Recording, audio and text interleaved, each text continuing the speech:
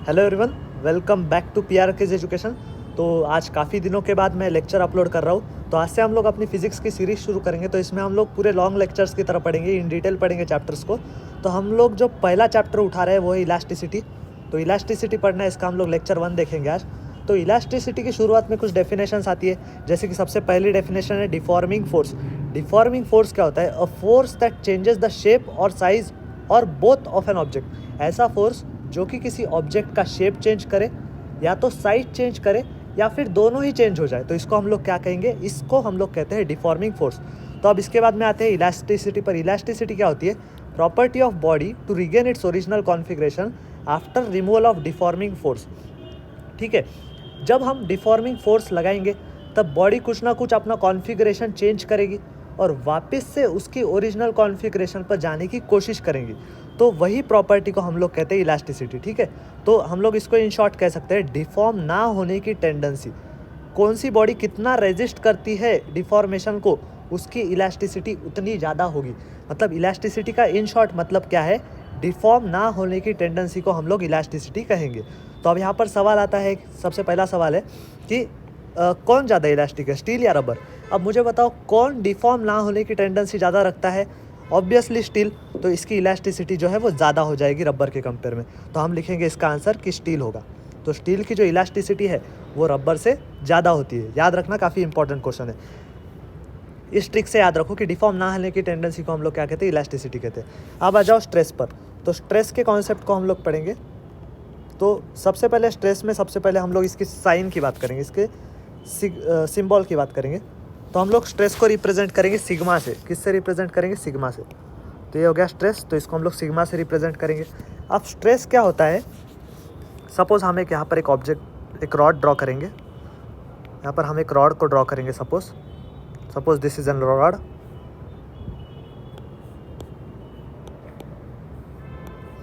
मान लो हमने यहाँ पर एक रॉड को ड्रॉ किया। ठीक है, अब हम लोग क्या करेंगे? इसको डिफॉर्म करने की कोशिश करेंगे। तो हम एक एक्सटर्नल फोर्स लगाएंगे। सपोज मैं यहाँ पर एक एक्सटर्नल फोर्स लगा रहा हूँ, एफ एक्सटर्नल मैंने फोर्स लगाया। ठीक है, तो अब क्या होता है? इस बॉडी के अंदर ही एक यूनिट क्रॉस सेक्शनल एरिया क्या करेगा?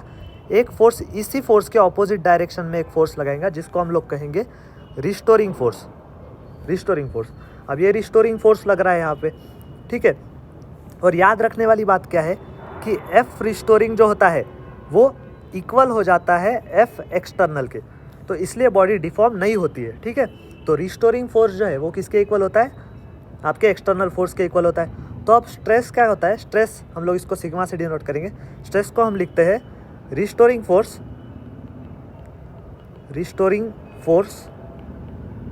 Upon area. Restoring force upon area को हम लोग स्ट्रेस लिखते हैं। तो सिग्मा इक्वल्स टू हम लोग लिखेंगे एफ रिस्टोरिंग अपॉन एरिया, या फिर एफ रिस्टोरिंग एफ एक्सटर्नल के इक्वल है, तो इसको हम लोग लिख सकते हैं एफ एक्सटर्नल अपॉन एरिया के भी इक्वल हम लोग लिख सकते हैं। ठीक है, अब इसकी खटा में यूनिट की बात बता दो। यूनिट क्या हो जाएगा? यूनिट हो जाएगा फोर्स का यूनिट न्यूटन, एरिया का यूनिट मीटर स्क्वायर। तो स्ट्रेस का हम लोग यूनिट लिखेंगे न्यूटन पर मीटर स्क्वायर, या फिर इसको आप लोग पास्कल लिख देते हो। न्यूटन पर मीटर स्क्वायर, या फिर इसको आप लोग पास्कल लिख सकते हो। अब इसका अगला पॉइंट देखेंगे हम लोग कि स्ट्रेस के कितने टाइप्स होते हैं। ठीक है ना, तर आता आपल्याला स्ट्रेसचे टाइप्स बघायचे आहेत। तो स्ट्रेस के टाइप्स देखेंगे हम लोग। ठीक है, तो सबसे पहला जो स्ट्रेस का टाइप होगा वो होगा लॉन्गिट्यूडनल स्ट्रेस। दूसरा होगा शियरिंग स्ट्रेस, और तीसरा होगा वॉल्यूमेट्रिक स्ट्रेस। तो 3 टाइप के स्ट्रेस हमें देखने हैं। पहला है लॉन्गिट्यूडनल। तो आपको पता है, सपोज मैं यहाँ पर एक बॉडी ड्रॉ कर लेता हूँ। ठीक है, ये मैंने यहाँ पर बॉडी ड्रॉ कर ली। अब सबसे पहले लॉन्गिट्यूडनल के 2 टाइप्स होते हैं। सबसे पहला होता है टेंसाइल स्ट्रेस, और दूसरा होता है कंप्रेसिव। सबसे पहले हम लोग बात करेंगे टेंसाइल स्ट्रेस की। तो ये फर्स्ट केस है टेंसाइल स्ट्रेस का। हम यहाँ पर क्या करेंगे? दोनों साइड से एक एक्सटर्नल फोर्स लगाएंगे, इस साइड से और इस साइड से। एफ एक्सटर्नल मैंने फोर्स लगाया, तो सिग्मा टेंसाइल स्ट्रेस जो होगा ये क्या हो जाएगा? यहाँ पर एक क्रॉस सेक्शन होगा, यहाँ पर एक क्रॉस सेक्शन होगा। अंदर की तरफ कौन सा लग जाएगा? एफ रिस्टोरिंग लग जाएगा। तो सिग्मा लॉन्गिट्यूडनल स्ट्रेस का जो टेंसाइल स्ट्रेस होगा वो हो जाएगा F restoring upon cross sectional area. ठीक है, तो ये हो गया टेंसाइल स्ट्रेस। दूसरा स्ट्रेस होता है हमारा कंप्रेसिव स्ट्रेस। दूसरा स्ट्रेस होता है हमारा कंप्रेसिव स्ट्रेस।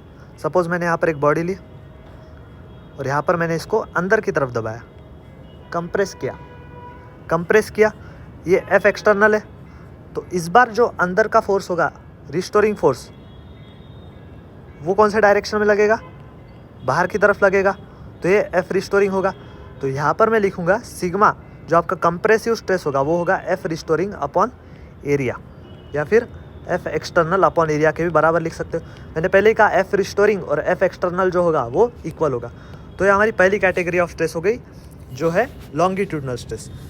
अगला एक स्ट्रेस होता है शियरिंग स्ट्रेस।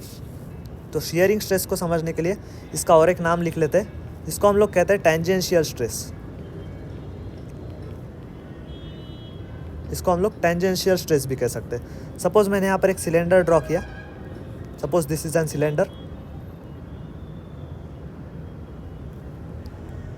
मैंने यहाँ से एक टेंजेंशियली एक स्ट्रेस लगाया, एक फोर्स लगाया, तो ये एफ एक्सटर्नल होगा। और इसके एरिया को मैं एज्यूम कर लेता हूँ कि इसका एरिया ए है। इसके एरिया को मैंने ए एज्यूम कर लिया। कुछ देर बाद क्या सिचुएशन हो जाएगी, सिलेंडर इस वे में कुछ ना कुछ बेंड हो जाएगा, इस वे में सिलेंडर बेंड हो जाएगा। ठीक है, मान लेते हैं इस डायरेक्शन में एक्स डिस्प्लेस हुआ और इसकी लेंथ हमने एज्यूम कर ली कि एल थी। कुछ ना कुछ थीटा एंगल ये जो है ये हो गया। तो इसमें हम लोग लिखेंगे कि आपका जो स्ट्रेस होगा शियरिंग स्ट्रेस, सिग्मा जो होगा वो क्या हो जाएगा, एफ एक्सटर्नल बटे ये एरिया, जिस पर ये जो एरिया है ना, जिसके टेंजेंशियली लग रहा है ये वाला एरिया, तो हम लोग इसको लिखेंगे एफ एक्सटर्नल अपॉन ये वाला एरिया। तो इसको हम लोग कहते हैं शियरिंग या फिर टेंजेंशियल स्ट्रेस। और लास्ट एक स्ट्रेस होता है जो कि है वॉल्यूमेट्रिक स्ट्रेस। वॉल्यूमेट्रिक स्ट्रेस को समझते हैं। सपोज ये सर्कुलर ऑब्जेक्ट है, सपोज ये एक सर्कुलर ऑब्जेक्ट है। हमने क्या किया, इसको एक बाहर से एक फोर्स लगाया हर डायरेक्शन से। ठीक है, हर डायरेक्शन से मैंने एक फोर्स लगाया। अब क्या होगा, ये कंप्रेस हो जाएगा, कुछ देर बाद ये अंदर आके ऐसा बैठ जाएगा।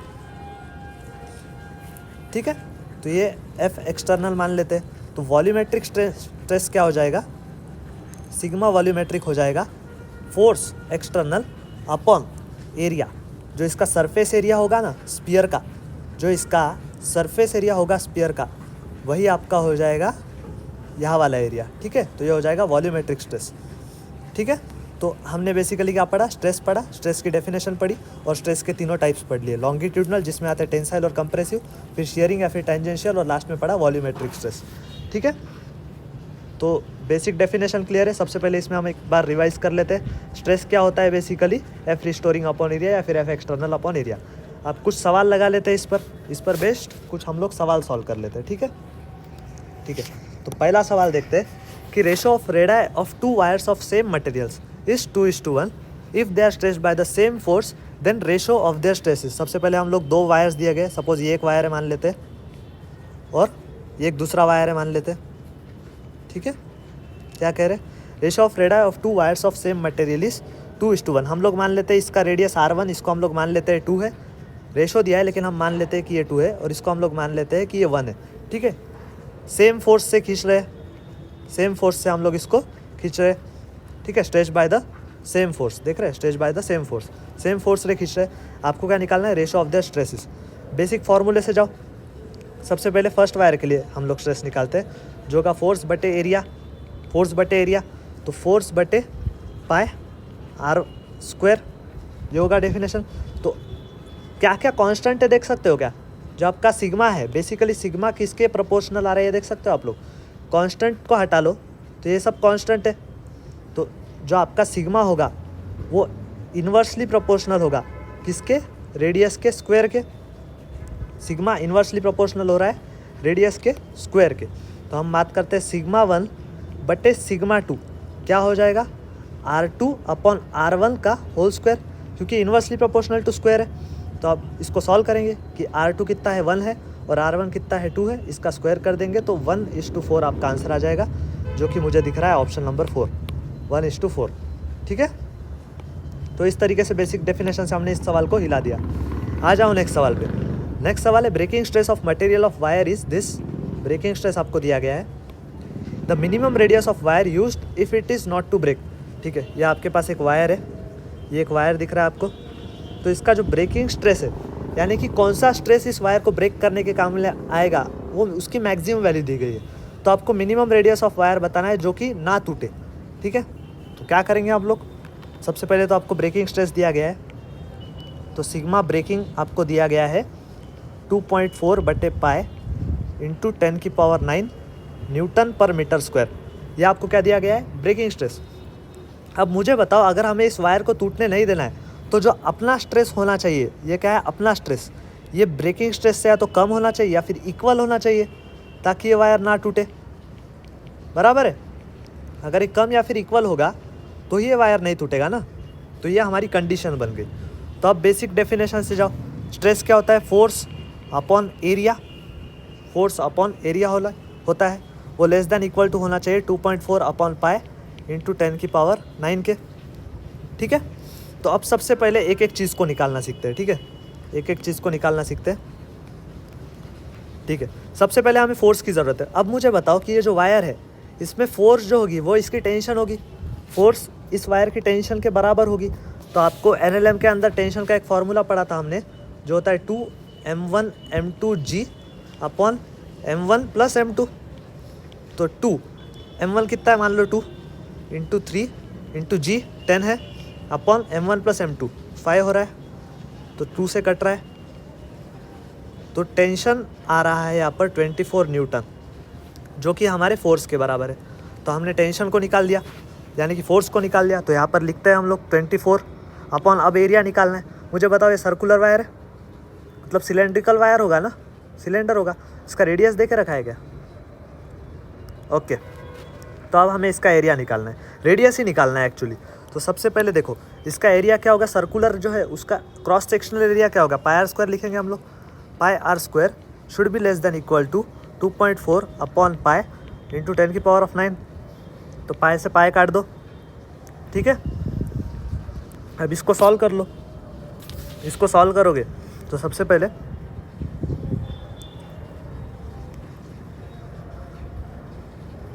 तो ये कट रहा है, ये 10 टाइम्स कट रहा है, और 10 से फिर इसको काट दोगे तो ये आ जाएगा 10⁸ आ जाएगा। तो इसका मतलब वैल्यू, तो अब इसमें वैल्यूज़ रखना शुरू करते हैं। ठीक है, तो फोर्स की वैल्यू हमने निकाल ली, तो इधर हम लोग 24 लिखेंगे। एरिया को हम लोग लिख सकते हैं πr², रेडियस की वैल्यू निकालनी है, should be less than equal to 2.4/π into 10⁹। ठीक है, तो ये 10 टाइम्स कट रहा है। ठीक है, 10 टाइम्स कट गया, और ये 10 से हम लोग इसको 10⁸ लिख सकते हैं।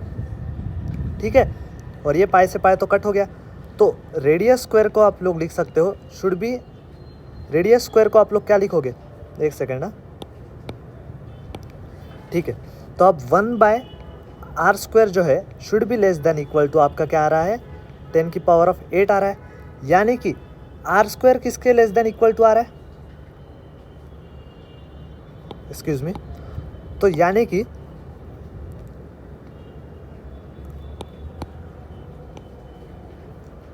तो 1/10⁸ जो आ रहा है इससे बड़ा होना चाहिए r²।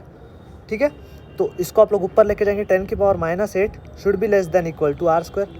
तो रेडियस स्क्वायर जो है वो आ रहा है आपका, should be greater than equal to 10⁻⁻8। तो radius should be greater than equal to 10⁻⁻4। तो इससे बड़ी आपकी रेडियस होनी चाहिए ताकि ये वायर ना टूटे। तो हमारा आंसर आ गया 10⁻⁻4, ऑप्शन सी। क्लियर हो गया, तो ऑप्शन सी डन। तो इस तरह से हमने स्ट्रेस से रिलेटेड 2 सवाल को सॉल्व कर लिया। अब आ गया जाओ स्ट्रेन पर। स्ट्रेन की डेफिनेशन पढ़ते हैं। स्ट्रेन जो होता है, ठीक है, तो स्ट्रेन को सबसे पहले हम लोग डिनोट करते हैं, स्ट्रेन को हम लोग ई से डिनोट करेंगे, ई से। ठीक है, तो स्ट्रेन जो होता है यानी कि ई जो आपका होगा वो होता है, इसकी डेफिनेशन पे आते हैं, ये होता है change in configuration, change in configuration upon original configuration, original configuration, इसको आप लोग क्या कहते हो, स्ट्रेन कहते हो। अब मुझे बताओ इसकी यूनिट क्या होगी, दोनों तरफ सेम क्वांटिटीज़ है, मतलब यूनिट क्या हो जाएगी इसकी, नो यूनिट। तो स्ट्रेन की यहाँ पर कोई यूनिट नहीं होती, ठीक है। स्ट्रेन कैसा होता है, डायमेंशनलेस होता है। कैसा होता है, डायमेंशनलेस होता है। ओके, अब आ जाओ स्ट्रेन के टाइप्स। जैसे हमने स्ट्रेस के पढ़े थे ना, वैसे स्ट्रेन के टाइप्स पढ़ते हैं। सबसे पहले हम पढ़ेंगे लॉन्गिट्यूडनल, फटाफट देख लेते हैं इसको। फिर दूसरा हम देखेंगे शियरिंग, और लास्ट होता है वॉल्यूमेट्रिक या फिर बल्क स्ट्रेन। वॉल्यूमेट्रिक या फिर बल्क स्ट्रेन, तो ये 3 टाइप्स के स्ट्रेन होते हैं। तो सबसे पहले आ जाओ लॉन्गिट्यूडनल स्ट्रेन पर। सबसे पहले हम लोग यहाँ पर एक रॉड को ड्रॉ कर लेते हैं। एक रॉड को ड्रॉ किया, सपोज़ मैंने यहाँ पर एक फोर्स लगाया, मान लेते हैं इसकी ओरिजिनल लेंथ L थी। इसको फोर्स लगाने के बाद कुछ देर बाद सिचुएशन क्या हुई, ये स्ट्रेच हो गया। मान लेते हैं ये जो है डेल्टा L से स्ट्रेच हुआ, मान लेते हैं। तो जो आपका स्ट्रेन होगा ये क्या हो जाएगा, change in configuration delta L upon original configuration L। तो ये हो गया लॉन्गिट्यूडनल। आ जाओ शियरिंग पे। ये आपका सिलेंडर है, मैंने यहाँ पर इसके टेंजेंशियली एक स्ट्रेन लगाया, F एक्सटर्नल लगाया। फिर इसका क्या कॉन्फ़िगरेशन हो गया बाद में, ये थोड़ा सा बेंड हो गया ऐसे, ये x गया, इसकी लेंथ L थी, थीटा एंगल से बेंड हुआ। तो यहाँ पर जो आपका शियरिंग स्ट्रेस होगा वो होगा चेंज इन कॉन्फ़िगरेशन, कितना हो रहा है, x upon original configuration L, जो कि बराबर से देखो tan थीटा क्या होता है, ऑपोजिट अपॉन एडजेसेंट। तो ये थीटा के ऑपोजिट x और ये एडजेसेंट L, तो ये हो जाएगा हमारा शियरिंग स्ट्रेस, ठीक है। tan theta that is equals to x/L। और लास्ट देख लेते हैं वॉल्यूमेट्रिक या फिर बल्क स्ट्रेन। सपोज मैं मान लेता हूँ ये मेरा ओरिजिनल सर्कल है, एक वॉल्यूम है, तो इसको मैंने फोर्स लगाया, उसी तरह से इसको मैंने फोर्स लगाया। तो यहाँ पर जो आपका शियरिंग स्ट्रेस होगा वो क्या हो जाएगा, मान लेते हैं कंप्रेस हो गया, इसका ओरिजिनल वॉल्यूम V है, कंप्रेस होने कितना हुआ, डेल्टा V हुआ, तो इसका हो जाएगा delta V upon V, change in configuration upon original configuration. तो इस तरह से हमने 3 टाइप के स्ट्रेन भी पढ़ लिए, लॉन्गिट्यूडनल, शियरिंग और वॉल्यूमेट्रिक। अब आगे आ जाओ, सवाल को लगाते हैं, ठीक है। काफ़ी ईजी सवाल है, फास्ट हो जाएगा, ठीक है। सबसे पहले सवाल को पढ़ो। Wire of length 2.5 metre has percentage strain. मुझे बताओ परसेंटेज स्ट्रेन कितना दिया गया है, 0.012%। इसका मतलब स्ट्रेन कितना है, स्ट्रेन कितना हो जाएगा, 0.012 अपॉन 100। ये आ गई स्ट्रेन की value. Under a tensile force the extension produced in the wire will be. मुझे बताओ स्ट्रेन का फॉर्मूला क्या होता है टेंसाइल के केस में। टेंसाइल के केस में हमने देखा था change in configuration delta L थी और ओरिजिनल लेंथ डेल्टा L थी। तो इसकी वैल्यू आपको कितनी दी गई है, 0.012 अपॉन 100। तो मुझे बताओ एक्सटेंशन क्या होगा, delta L equals to 0.012 upon 100 into original length of wire कितनी दी गई है, 2.5 मीटर, ठीक है। तो इसको सॉल्व कर लेंगे तो आपका चेंज इन लेंथ जो आता है ये आ जाएगा यहाँ पर निकल के। इसको आप लोग सॉल्व करोगे ना तो आ जाएगा 3 अपॉन 10⁻⁴, यानी कि 3 इंटू 10⁻⁻⁴। तो आपका जो एक्सटेंशन होगा उसकी वैल्यू ये निकल के आती है। तो इसको आप लोग लिख सकते हो 0.3 इंटू 10⁻³ मीटर या फिर 0.3 मिलीमीटर। तो ये आ गई इसकी वैल्यू। तो इस वे में हमने इस सवाल को भी सॉल्व कर लिया। तो काफ़ी इजी सवाल है, ज़्यादा एक्सप्लेन करने की भी ज़रूरत नहीं है इसमें। तो 0.3 मिलीमीटर, बेसिक फार्मूला लगाओ और सवाल को उड़ाते जाओ, तो हो गया ये भी सवाल। अब आ जाओ 2 क्वेश्चंस देखते हैं, आखिरी 2 क्वेश्चंस देख लेते हैं, ठीक है। सबसे पहले इसमें देखो, ठीक है, ध्यान से सवाल को पढ़ो और फार्मूला लगाओ। Angle of shear for cubical body is 30 degree and change in length is this, find volume of cubical body. सबसे पहले हमें क्यूब को एज्यूम कर लेते हैं, स्क्वायर की तरह एज्यूम कर लेते हैं क्यूब को, ठीक है। Angle of shear of cubical body, ठीक है। मैंने इधर से फोर्स लगाया तो इसका कॉन्फ़िगरेशन क्या हो जाएगा, बाद में ऐसा हो जाएगा, ठीक है। इसकी L एज्यूम कर लेते हैं और ये X एज्यूम कर लेते हैं। थीटा आपको गिवन है, तो थीटा कितना दे के रखा है, 30 डिग्री, ठीक है। Change in length, change in length मतलब आपका X दे के रखा है आपको, X कितना है, 100√3 सेंटीमीटर दे के रखा है आपको, 100√3 सेंटीमीटर दे के रखा है। वॉल्यूम निकालना है, वॉल्यूम क्या होता है, क्यूब का वॉल्यूम क्या होता है, L क्यूब, क्यूब का वॉल्यूम होगा L क्यूब, यानी कि आप L को फाइंड कर लो और वॉल्यूम को निकाल लो, L को फाइंड कर लो और वॉल्यूम को निकाल लो। तो सबसे पहले आपने देखा था tan थीटा जो होगा वो क्या हो जाएगा, x/L के बराबर हो जाएगा। तो tan 30 it will be equals to x upon L, ठीक है। एक्स की वैल्यू कितनी दे के रखी है आपको 100√3 100√3 ठीक है 100√3 अपॉन एल tan 30 की वैल्यू क्या होती है 1/√3 इक्वल्स टू 100√3 अपॉन एल। तो लेंथ जो आ रही है वो आ रही है 300 सेंटीमीटर निकल के, जो कि बराबर हो जाएगी 3 मीटर के। तो 3 मीटर आ रही है लेंथ। वॉल्यूम निकालना है, वॉल्यूम क्या होता है एल क्यूब। तो 3 का क्यूब कितना होता है 27, तो वॉल्यूम आ जाएगा 27 metre cube, 27 metre cube, option B. ठीक है, तो इस वे में हमने इस सवाल को भी देख लिया। आ जाओ नेक्स्ट क्वेश्चन पर। नेक्स्ट क्वेश्चन है volume of cube is subjected to volume compression if each side is decrease by 1%, then bulk strain is, bulk strain मतलब आपको निकालना है वॉल्यूमेट्रिक स्ट्रेन। ठीक है, तो आपको एक यूनिफॉर्म क्यूब दे के रखा है, इसको वॉल्यूम कंप्रेशन कर रहे हैं, ईच साइड इज डिक्रीज।